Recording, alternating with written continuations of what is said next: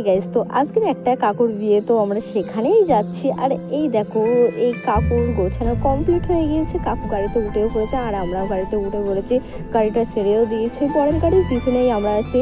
তো এই যে আমরা ওখানে চলে এসে আধা ঘন্টা বাদে, আর দেখো কত সুন্দর বাজি ফাটাচ্ছে ওনারা।